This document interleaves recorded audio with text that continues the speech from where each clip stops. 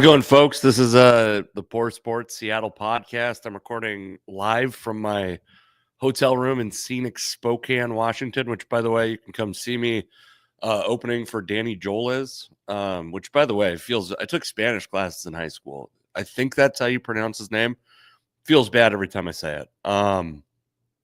Very funny comic, though. I guess I could have just watched him pronounce his name, but yeah, so if you're in Spokane, come out to that. Those will be fun shows.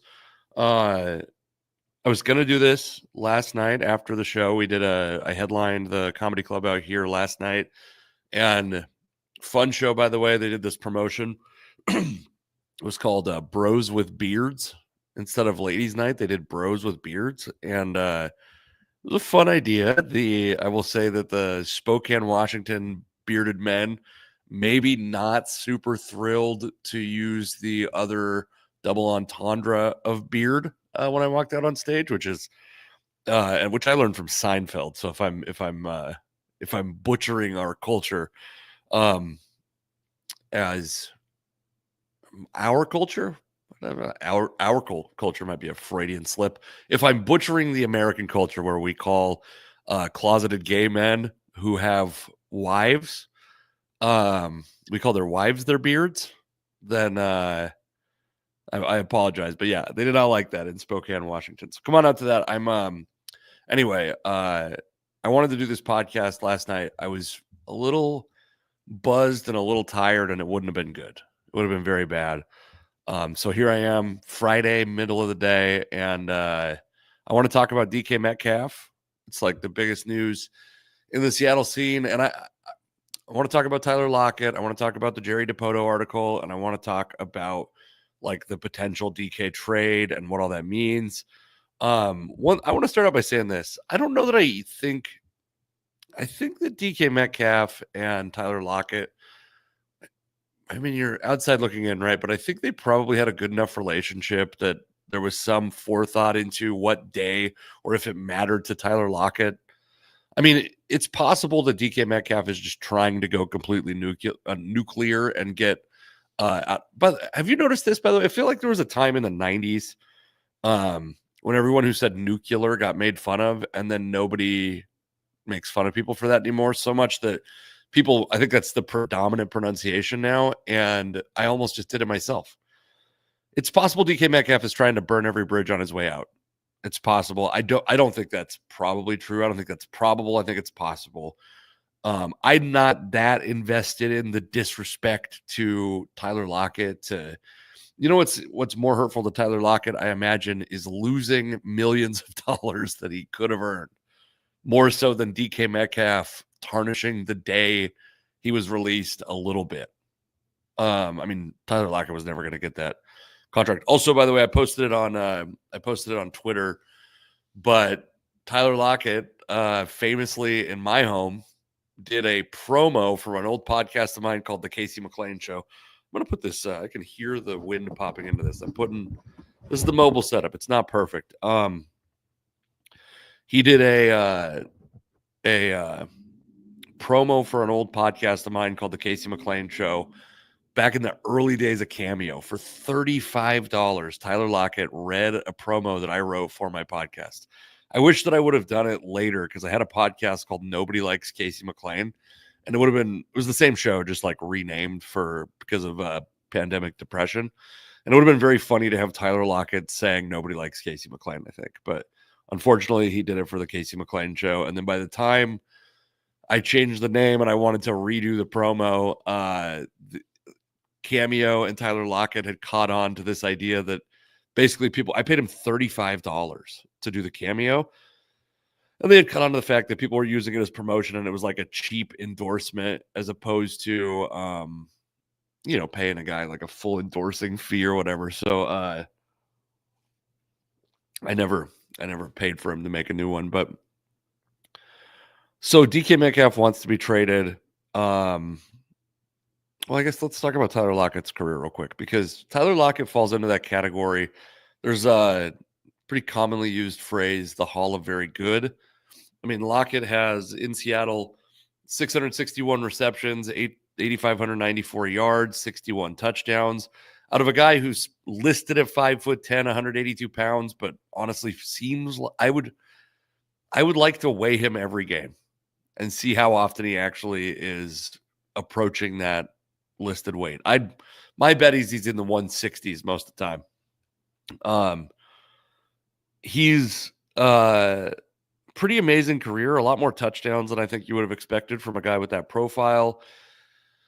He ends up filling in, pretty well for Doug Baldwin, whose career gets cut a little bit short. And I think similarly, Doug Baldwin is really similar in that, like, I think they were both really underappreciated athletes, and both guys who, I mean, Doug Baldwin had some great years. Tyler Lockett had some very good years, and guys who are just like, maybe they're never going to get the accolades they deserve nationally. I don't think either guy is going to be in the Hall of Fame, but there were just enormous parts of a Seahawks passing attack that also suppressed their numbers because they didn't pass the ball a lot.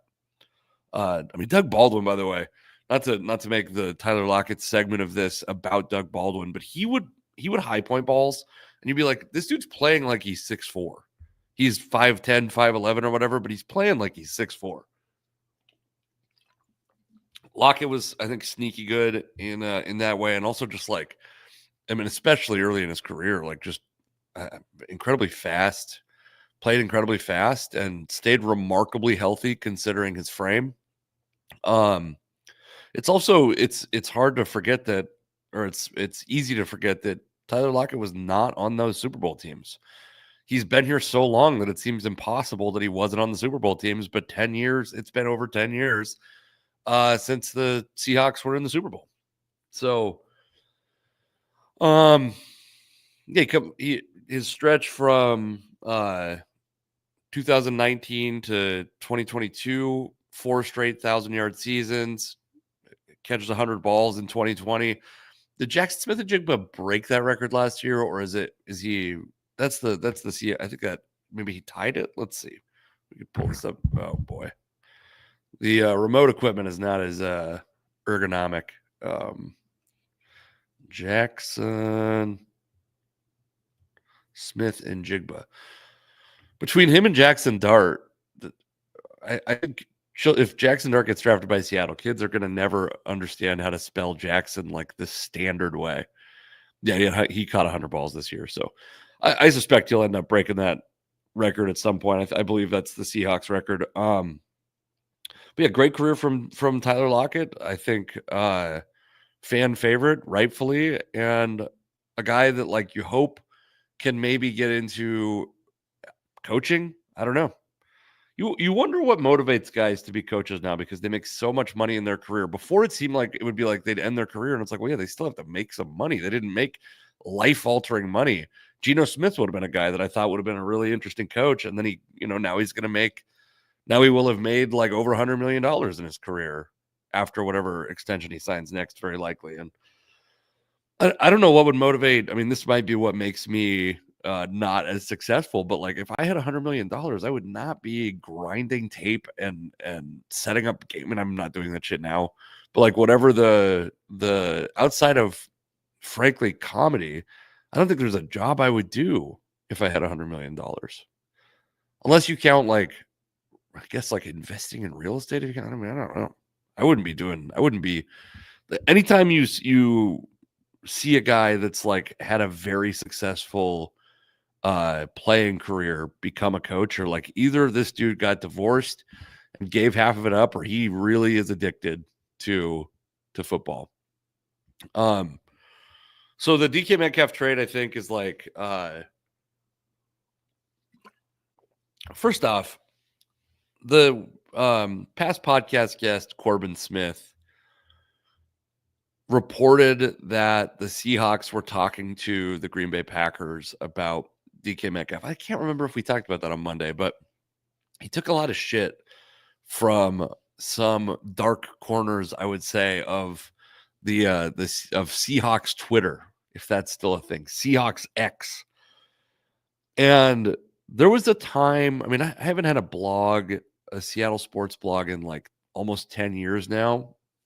Shortly after I started doing comedy, I realized, like, one, everything that I wanted to get out of a blog, which was like interaction with things that I created, I could get instantaneously with comedy. Like I would write a post and maybe it would get a couple hundred views and no comments. And it's like, what's even the point? And now I can go do comedy and get like instant feedback. And a lot of the stuff that I wrote would get no feedback.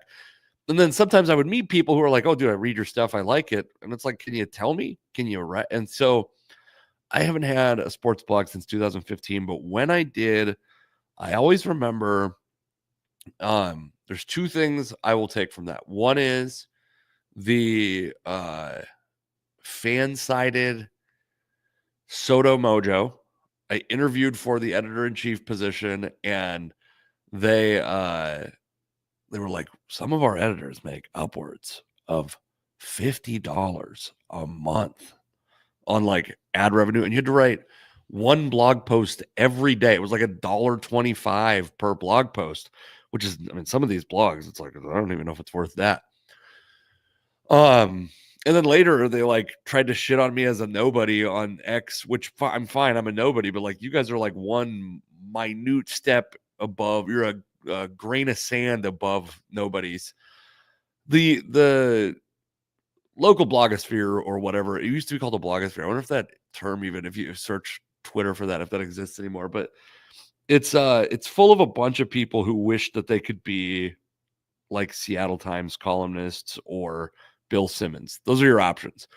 And for whatever reason, whether it's their some of these dudes have like jobs that they have families that cost a lot more than a columnist's salary can pay for. Some of them have borderline personality disorder. Some of them are just really toxic, shitty people. And well, I'm not like, I like Corbin Smith. He was great on the podcast. I thought one of the top, maybe the top viewed episodes that we've had. And I thought he was really fun on there. And, you can feel how you want about like, I don't mind any of the like antics that he does. The like, I know some people I've seen make fun of him for the like bright colored suits and stuff like that. But there are some people in that world that are just like pieces of shit and have been the whole time, and we're coming after old Corbin, and it made me be like, it made me gain a new appreciation for Corbin Smith, because through it he was basically the guy that I'm thinking of. You could go find this out. I don't need to. You could go check a couple timelines to figure out who it is. I don't need to fan the flames of this, nobody to come over and fight me, who is also a nobody. But I gained some respect for Corbin because he was told basically that this dude kept saying like, you basically made this whole story up about DK Metcalf and the Packers being interested in having discussions about DK Metcalf. And even though it was corroborated by a Green Bay reporter, and even though it makes like logical sense that the Seahawks would be interested, and there's a connection between Green Bay and Seattle, obviously with John Schneider still here, there wasn't to me a reason to take like a real hard stand against the idea that this could exist unless you had a real axe to grind with Corbin Smith. And I'll say, by the way, like again, I don't know. I mean, I sent Corbin a message to be like, this guy's a dick. I've never liked him. I don't care if your source is Jussie Smollett. I don't like that guy. That's what I said to him. But I was a freelance writer for a couple, I would say, reputable is probably the wrong, like known outlets.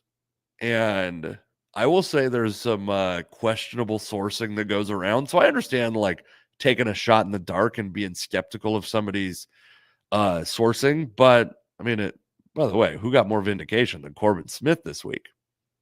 So, so DK Metcalf, the Seahawks apparently were having discussions, and then they were also having extension discussions, and those apparently are in a place that DK Metcalf has now requested a trade, something that he doesn't have any leverage over. But I think that like if he starts holding out or acting up, it becomes a decaying asset. And I would have been in favor of the team trading him last offseason. And it's not because I don't think he's a good player, but it's because he's very obviously more valuable when he's got 2 years of reasonable salary and is another year younger. Now he's going to become a free agent and he wants an extension right now. He's 27. You're going to be 28. He's 27 years old. He'll be 28 in the 2025 season. And by the way, kudos to DK Metcalf, who gets drafted in the second round and then signs a shorter extension so that he can sign a third deal at a reasonable age. Very smart on his and his agent's part, I think. Probably. I mean, maybe they don't feel that way, but I think pretty smart to be able to. If I think that the strategy they used probably maximized DK Metcalf's earning power.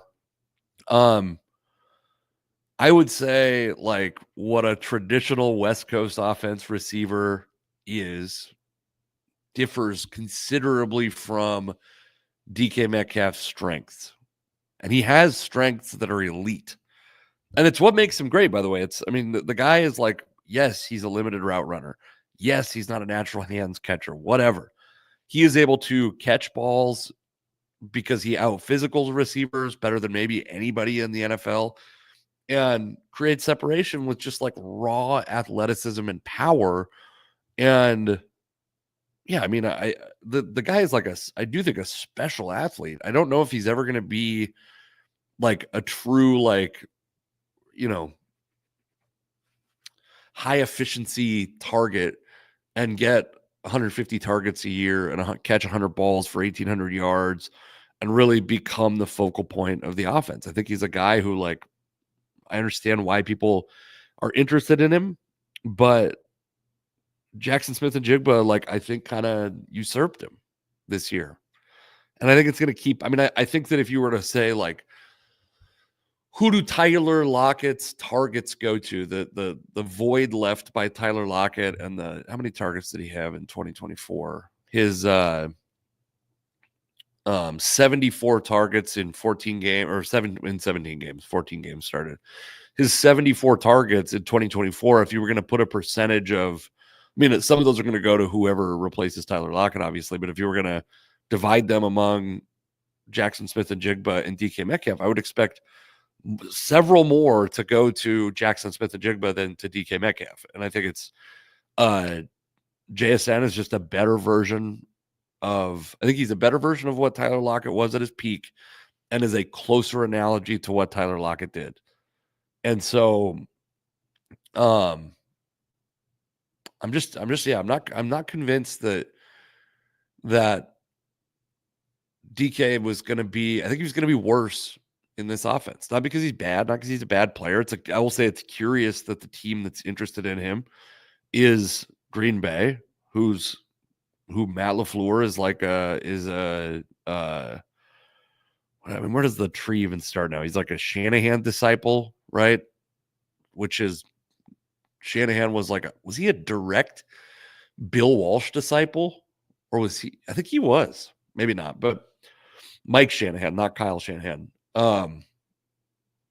Yeah, so I think for all those reasons, I'm very okay with the Seahawks trading DK Metcalf. And also, by the way, it's not like a straight binary, are the Seahawks better with or without DK Metcalf? Like, if the question is, this is not the question for the record, but were it to be, are the Seahawks better with putting DK Metcalf on injured reserve or not? That's what with or without him means. When you trade a player that's making a large salary and that you bring back something significant in return, it's not with or without DK Metcalf. The question is, are they better off with DK Metcalf or with, let's say, a high second round pick, if that's what they trade for him, the $18 million in cap savings that they can go spend on an offensive lineman, and maybe the young, unproven wide receiver that they get in exchange for DK Metcalf. And I think you could make a really strong argument that if that's what you're trading DK Metcalf for, or if that's what the offset of DK Metcalf is, even if it's not officially the trade, that the Seahawks might be better off with those other things. There's a point where he becomes so expensive Oh shit! I had this. I'm turning this echo cancellation off. Does it sound better now? I can't hear myself, but we'll listen. I'll go back and listen. The mobile setup needs some work. Yeah, there comes a point where a guy becomes so expensive that he just isn't worth the. I mean, like Tyler Lockett. Tyler Lockett was going to be like a $30 million cap hit. I think it was never going to happen. There was nothing. There was no convincing. I don't think there was a restructure available that could have kept Tyler Lockett on this roster. But by the way, I'd be thrilled if Tyler Lockett wanted to come back on a lower salary. Sure, absolutely. He's an institution in Seattle. Why would you not? And there will be people who are against that also, by the way. Like, I don't think Tyler Lockett is a guy with no value. And I do hope that he goes, if he wants to keep playing football. I mean, nobody's maybe set themselves up more deliberately for post-football life in Seattle than Tyler Lockett, from my memory. The guy got his real estate license and is like legit selling homes in the offseason like it's the 1920s, and he has to have a job in the offseason. Like, what a... But he's a guy you hope that like Richard Sherman and like Cam Chancellor, that he sticks around Seattle after his playing career. If only because I want to buy another house soon, and I gotta have somebody. I gotta have an agent. I wonder how hard he is to book as an agent. So DK Metcalf, if the Seahawks trade DK Metcalf, they can save $18 million in cap space. They're presently sitting at $32 million according to Over the Cap. And then depending on what they do with Geno Smith, that might change. So I guess that would put him at $50 million in cap space. Ernest Jones is apparently getting surgery, which is interesting for a variety of reasons. I think one of which is I heard people criticizing him for deciding to get the surgery at this time. If you need the surgery, you need the surgery. It's unfortunate to be injured at the time that you're in free agency, but you got to get the surgery. You got to try to be available week one if you can. And I still am skeptical of the idea that he's going to cost 15, 16, 17 million dollars a year. I could be. The market for Ernest Jones has been limited, and we know that because of what people have been willing to trade for him. So I'm pretty skeptical of this idea that he's going to cost that much. So anyways, if you're at $50 million in cap space, you start to be able to talk about like 2 to 3 premier free agents along with guys to fill in some space. It's possible that when you trade DK Metcalf, you bring some salary back if you're trading for someone else. But like the dude I saw, a friend of the podcast, Dan Viens, talk about Michael Mayer, the tight end that's in Las Vegas, who's he's obviously blocked, and there's obviously a connection between the coaching staff and the front office here. Maybe that's a guy the Seahawks would be interested in. I do think that there's probably I didn't actually check today. I was a little hungover this morning, if I'm being honest. As of right now, Noah Fant is still a Seattle Seahawk. I would have thought it was possible. It was possible that they would end up moving on from Noah Fant. Maybe they can make that decision later, but I don't want Noah Fant's contract on the roster, I would say. So then the next question is, what do you get for DK Metcalf? What can you get for DK Metcalf? And I think that I've seen some suggestions that the max, like that he's really worth like a 3rd round pick and maybe max a 2nd round pick. And I think that's definitely possible. I think there's teams. A.J. Brown went for a 1st and a 3rd. I think you could probably, that's what the Seahawks are supposedly asking for. You could probably cross that off. I think you're probably looking at like a late 1st round pick, especially because those teams at the end of the 1st round are typically at a point in the win curve where it's like 1 star receiver might be what they need to push them over the edge. Is it Buffalo? Is it Green Bay? Is it I know that like the Chargers have been mentioned. If it's one of those teams, I think that's in play, but I would not expect the Seahawks to be pulling in a Russell Wilson-esque haul for DK Metcalf. And I also, by the way, like I would be totally okay. I've said this before. I've been listening to a lot of local Seattle sports radio. I know that it's not super popular, the idea to use the pick that you trade for DK Metcalf, or you get for DK Metcalf to draft a receiver. But I have no problem with that, because the trade off again is like, maybe that guy's not as good as DK Metcalf, and maybe that feels like you're trading him for another receiver.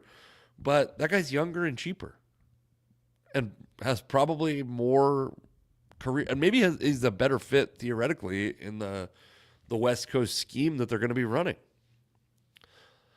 So yeah, I'm not against that. I think what might be more likely is they get a high second, or I think I've seen Dan VN's it was Michael Mayer, and then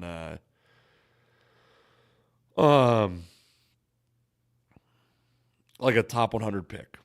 Let me ask you this, because this isn't Madden, and we know a lot about this draft now that maybe we didn't know before. Would you rather have, not saying these things in a normal draft, these may not be of equivalent value. I also think it's like every time one of the draft classes gets treated like it's some special unicorn, I always think that's just like not true. And I don't know that if maybe unicorn was in my vocabulary because of the Justin Turner article, but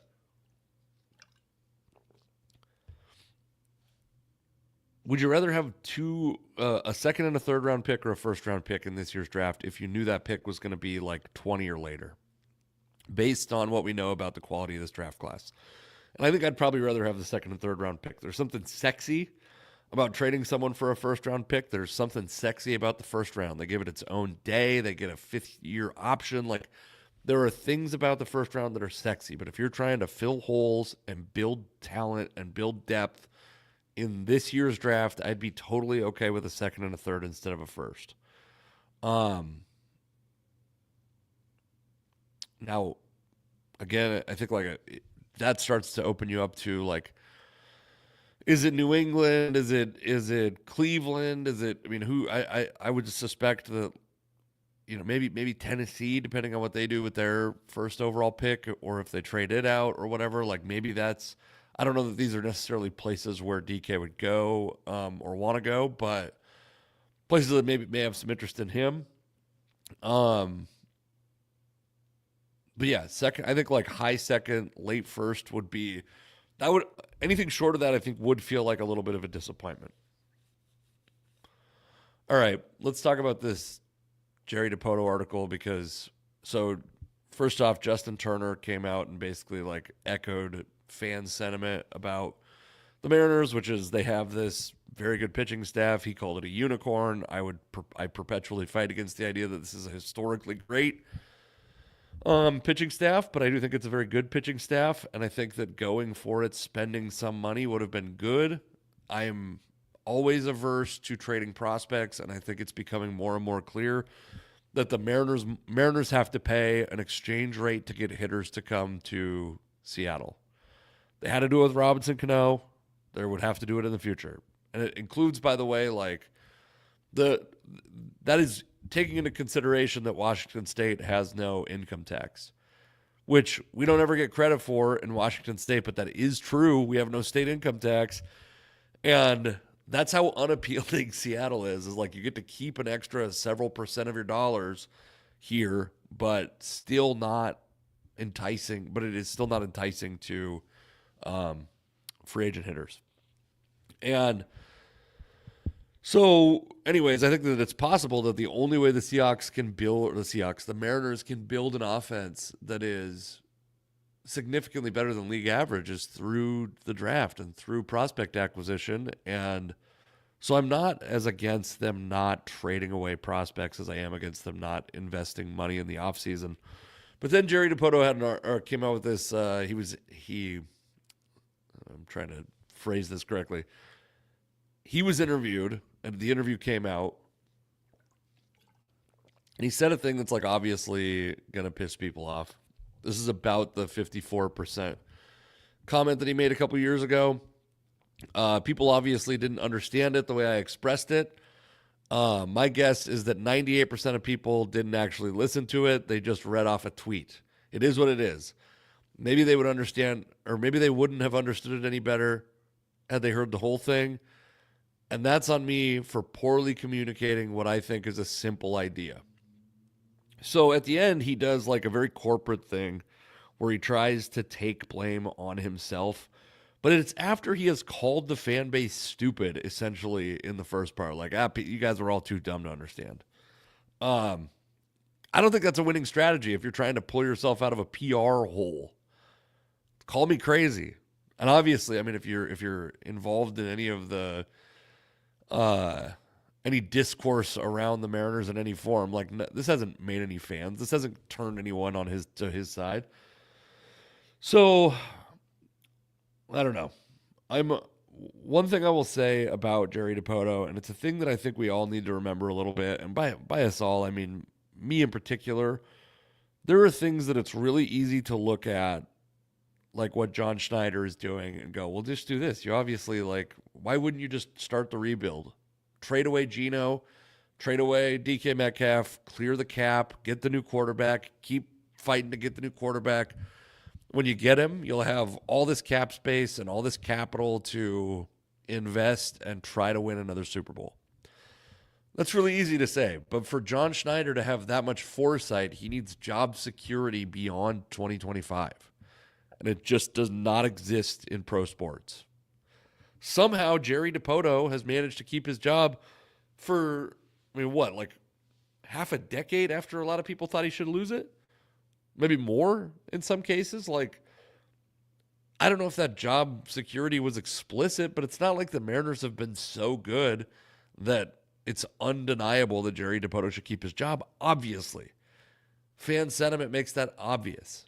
But the one thing I will say about Jerry Dipoto is if they ever just came out and were like, we are rebuilding, it's important to us to keep acquiring prospects because we think that's our best way to acquire hitting talent, because it has been very difficult for us to acquire strong offensive talent. I would respect that.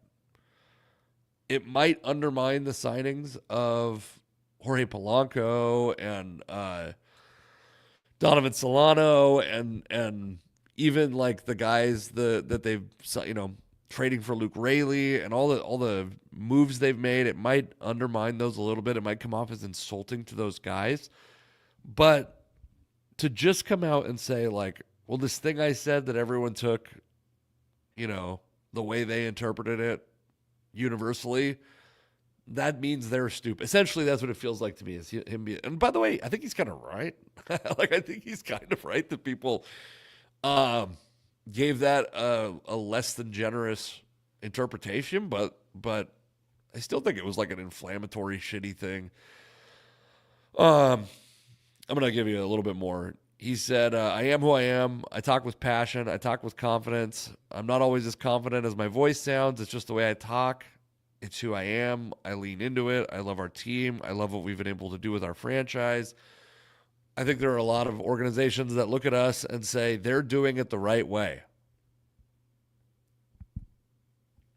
Which organizations? Every other organization in baseball that's appeared in a World Series? Every other organization in baseball that made the playoffs between 2001 and what was it, 2023? 2020, yeah, 2023. Those organizations? I mean, maybe what the Mariners are doing right now. By the way, I'm so tired. I'm very self-conscious that I might have said the Seahawks several times when I was talking about the Mariners. Shut off the podcast. I mean, at least comment that I'm a dumbass if I do that ever and don't acknowledge it. Timestamp it, by the way. Make it a game. Make it a drinking game. Every time because I'm sure it happens a fair amount. Yeah, no team. There's no way that there's a team. I mean, maybe the organizations think the Mariners are doing it the right way because they're one of the more profitable organizations in baseball, according to some reports. But fans don't give a shit about that. Wow, that's not a good argument. Yeah, I mean, this is like the my girlfriend goes to a different school. It's a full straw man of I don't believe that for a second. In a decade filled with thousands and thousands of words, it's easy to pull out one or two in context or out of context that, if put side by side, irritates someone. That has become something of a sport. I accept the fact that in my position, the role I play, and the amount of time I spend talking about what we do, it's going to be, I try not to take it personal. But sometimes I do. I try not to get defensive, but it's really hard sometimes. Boo fucking who. And I'm probably a little more sympathetic to,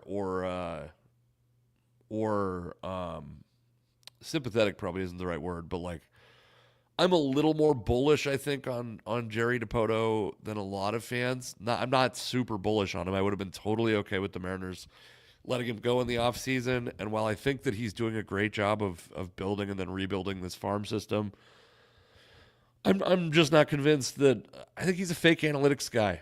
That's my honest opinion. Is I think he's a fake analytics guy that doesn't actually know anything about analytics, but is like he's like what Jack Zarenzik really was trying to be, which is a guy who didn't understand analytics, but convinced the team for a decade that he did. Zarenzik didn't get a decade. I think Dipoto understands analytics better than Zarenzik did, but I mean, bottom third of baseball. From an analytics perspective, I think the Mariners operate in the bottom third of baseball. And then, yeah, I mean, the Justin Turner stuff it's confirmation, and probably it's confirmation of what the fans already feel, I think, but it's also probably, my guess is, like, you want to talk about whose opinion of your organization matters. I don't give a shit what 29 owners think about your team. I don't give a shit what 29 general managers think. I care about if players want to come to Seattle. And they obviously don't. All right. Happy Friday, by the way. I'm again, Spokane. If you're in the area, come on out. I'll be there with Danny Jolis today and tomorrow. And then headed home, butt crack of dawn. Not even probably before dawn. Sunday morning, we're leaving Saturday night, but yeah, come on out, or come on out if you do for some reason, from the small listenership this podcast has, if you do come to Spokane Comedy Club tonight, please tell me that this is how you got there. All right, thanks everybody. I will talk to you next week.